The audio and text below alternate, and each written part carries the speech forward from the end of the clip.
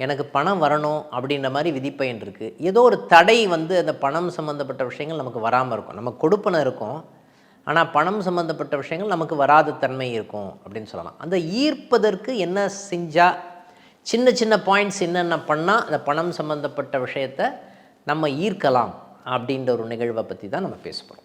முக்கியமாக இந்த பணத்தை ஈர்ப்பதற்குண்டான தன்மைன்னு வரும்போது, சார் நான் வந்து கோட்டீஸ்வரன் ஆகிடுவேனா, சார் எனக்கு பணம் வரவேண்டிய தன்மை இருக்குது, இந்த டைமில் இதெல்லாம் பண்ணோம் அப்படின்னு சொன்னால் அந்த பணம் வந்து தங்கு தடை இல்லாமல் வருவதற்குண்டான தன்மை இருக்குது அப்படின்ற மாதிரி நிகழ்வு இதெல்லாம் பண்ணால் வருமானு வரும்.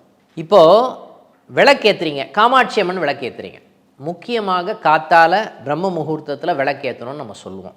2 விஷயம் பண்ணணும். ஒரு விளக்கு வந்து பார்த்திங்கன்னா சுவாமி ரூமில் ஏற்றணும், இன்னொரு விளக்கு வந்து பார்த்திங்கன்னா நம்ம வந்து வாசலில் வச்சு ஏற்றணும்.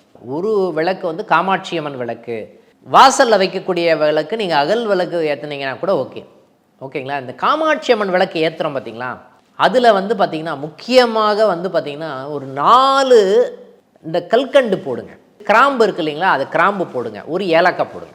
3 விஷயங்கள் போடுவதன் சம்மந்தப்பட்ட விஷயங்கள் வந்து பணத்தை ஈர்க்கக்கூடிய தன்மை இந்த மாதிரி ஒரு விஷயத்துக்கு இருக்கான்னா இருக்குன்னு சொல்லலாம். அதே மாதிரி உங்கள் வீட்டில் வந்து பார்த்திங்கன்னா ஊறுகாய் வந்து பார்த்திங்கன்னா ஒரு 2-3 வெரைட்டி ஊறுகாய் சும்மாவே வாங்கி வச்சுக்கோங்க.